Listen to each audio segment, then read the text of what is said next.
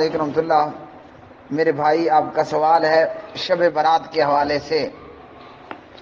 آپ نے کہا کہ ایک بھائی ہے، اس کو میں سمجھا رہا ہوں شب برات کے حوالے سے، اور اس نے یہ بات بیان کی، یا مختلف لوگ یہ کہتے ہیں کہ شب برات کا ذکر قرآن میں ہے۔ تو جناب، شب برات کا ذکر قرآن مجید میں کوئی نہیں ہے۔ لوگوں کو غلطی لگی اور انہوں نے سمجھا کہ سورۃ الدخان کے اندر شب برات کا ذکر ہے، جبکہ سورۃ الدخان کی آیات میں لیلۃ القدر کا ذکر ہے۔ سورۃ الدخان کہاں پر ہے؟ پارہ نمبر 25 میں ہے۔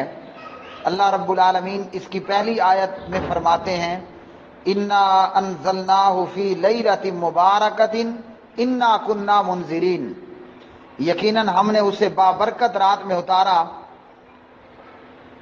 بے شک ہم ڈرانے والے ہیں۔ فیہا یفرق کل امر حکیم، اس رات میں ہر ایک مضبوط کام کا، حکمت والے کاموں کا فیصلہ کیا جاتا ہے۔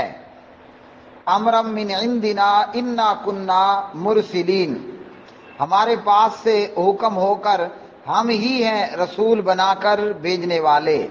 تو اس آیت میں اللہ نے لیلۃ القدر کا ذکر فرمایا ہے۔ یہاں شعبان کی 15ویں رات کا کوئی ذکر موجود نہیں ہے۔ یہاں شعبان کی 15ویں رات کا ذکر نہیں ہے، بلکہ اس میں بابرکت رات سے مراد شب قدر ہے، لیلۃ القدر ہے۔ کیسے؟ جیسا کہ اللہ رب العالمین نے سورۃ القدر کے اندر بیان فرمایا انا انزلناہ فی لیلۃ القدر، ہم نے یہ قرآن لیلۃ القدر شب قدر میں نازل فرمایا ہے۔ اور یہ لیلۃ القدر ہوتی کب ہے؟ یہ لیلۃ القدر کب ہوتی ہے؟ یہ رمضان میں ہوتی ہے، اور رمضان کی آخری عشرے کی راتوں میں اور آخری عشرے کی طاق راتوں میں یہ لیلۃ القدر، یہ شب قدر ہوتی ہے۔ یہ لیلہ مبارکہ، یہ ہے لیلۃ القدر، یہ لیلۃ القدر ہے شب قدر، یہ شب برات نہیں ہے۔ شعبان کی 15 تاریخ کا ذکر سورۃ الدخان کی اس آیت میں نہیں ہے، بلکہ کیا ہے؟ یہ لیلۃ القدر کے حوالے سے ہے۔ تو سورۃ الدخان کی یہ لیلہ مبارکہ، یہ سورۃ القدر کی شب قدر ہے۔ اللہ نے یہ قرآن برکت والی رات میں لیلہ مبارکہ میں نازل کیا، اور وہ لیلہ مبارکہ ہے لیلۃ القدر۔ انا انزلناہ فی لیلۃ القدر لیلۃ القدر خیر من الف شہر۔ تو یہ ہے۔ اب لوگوں نے کیا کہا کہ جناب یہاں شب برات 15 شعبان کی بات ہو رہی ہے۔ تو 15 شعبان کی بات نہیں ہو رہی، بلکہ 15 شعبان کے حوالے سے جو روایات ہیں وہ سندن ضعیف ہیں۔ ہاں، شعبان کے حوالے سے یہ روایات درست ہیں کہ نبی علیہ السلام شعبان میں بہت زیادہ روزوں کا اہتمام فرماتے تھے، اور شعبان کے حوالے سے اتنی بات درست ہے کہ جو صحیح حدیث کے اندر موجود ہے۔ اور وہ حدیث کیا ہے؟ وہ حدیث ہے یطلع اللہ تبارک و تعالی الی خلقہ لیلۃ النصف من شعبان، کہ اللہ رب العالمین شعبان کی 15ویں رات کو اپنی مخلوق کی طرف دیکھتا ہے، مطلب بنظر رحمت دیکھتا ہے۔ تو دیکھتا ہے تو کیا کرتا ہے؟ فیغفر لجمیع خلقہ، اللہ تعالیٰ اپنی ساری مخلوق کو بخش دیتا ہے۔ ہاں، 2 قسم کے لوگوں کی بخشش نہیں ہوتی، الا لمشرک او مشاہد، جو اللہ کے ساتھ شرک کرنے والا ہے، کافر مشرک ہے، اس کی مغفرت نہیں ہوتی، اور جو کینہ پرور ہے اس کی بھی بخشش نہیں ہوتی ہے۔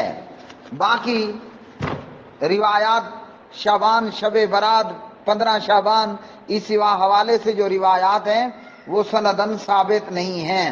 تو لوگوں نے کیا کہا کہ جناب سورۃ الدخان میں انا انزلناہ فی لیلۃ مبارکہ، اس میں شب برات کا ذکر ہے۔ اگر قرآن شب برات میں 15 شعبان کو نازل ہوا تو انا انزلناہ فی لیلۃ القدر میں کیا نازل ہوا؟ کیا پھر وہاں تورات اتاری جا رہی ہے، یا زبور اتاری جا رہی ہے، یا جناب اس کے اندر انجیل اتر رہی ہے؟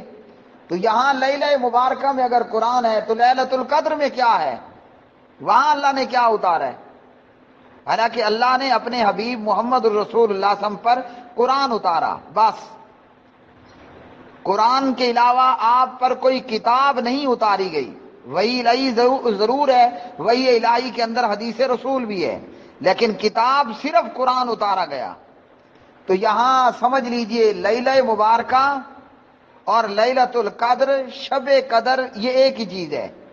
تو سورۃ الدخان میں وہ بیان ہے جو اللہ نے سورہ القدر کے اندر بیان فرمایا ہے۔ اور لیلۃ القدر کب ہوتی ہے؟ وہ رمضان میں ہوتی ہے، جیسا کہ اللہ رب العالمین نے فرمایا۔ اور قرآن کب نازل ہوا؟ قرآن رمضان میں نازل ہوا۔ قرآن شعبان میں یا رجب میں نازل نہیں ہوا۔ نزول قرآن کب ہوا؟ وہ رمضان میں ہوا۔ شہر رمضان الذی انزل فیہ القرآن، شہر رمضان الذی انزل فیہ القرآن، رمضان کے مہینے میں قرآن نازل کیا گیا۔ اور اب پورا مہینہ ہے، 30 کا بھی ہے، 29 کا بھی ہوتا ہے، تو پورے مہینے میں کب نازل ہوا؟ فرمایا رمضان کے آخری عشرے میں نازل ہوا۔ آخری عشرے میں تو 9 راتیں بھی ہوگی اور 10 راتیں بھی ہوں گی، تو ان 9 اور 10 راتوں میں کب نازل ہوا؟ فرمایا لیلۃ القدر میں نازل ہوا۔ اور یہ لیلۃ القدر کب ہوتی ہے؟ لیلۃ القدر ہوتی ہے رمضان کی طاق راتوں میں، 21، 23، 25، 27، 29، یہ ہیں وہ راتیں۔ تو یہاں سورۃ الدخان میں شب قدر کا ذکر ہے، لیلۃ القدر کا ذکر ہے، لیلہ مبارکہ کا ذکر ہے، اور شب برات کا کوئی ذکر نہیں ہے۔ لوح محفوظ سے آسمان دنیا پر قرآن کا نزول ہوا، وہاں سے بقدر ضرورت نبی علیہ السلام پر آپ کی نبوت کی زندگی میں قرآن کا نزول آپ کے قلب اطہر پر ہوا۔ تو یہ ہے یہاں معاملہ۔ اب لوگ اسے شب برات بنا کر لگے ہیں جناب دھڑا دھڑ روزہ رکھنے اور 15 شعبان کی رات کو عبادت کرنے، تو سوائے نکما جاگنا اور 15 شعبان کی دن کو خام میں بھوکا مرنا، بھوکا رہنا، اس کے سوا کچھ حاصل نہیں ہوگا۔ کیوں نہیں ہوگا؟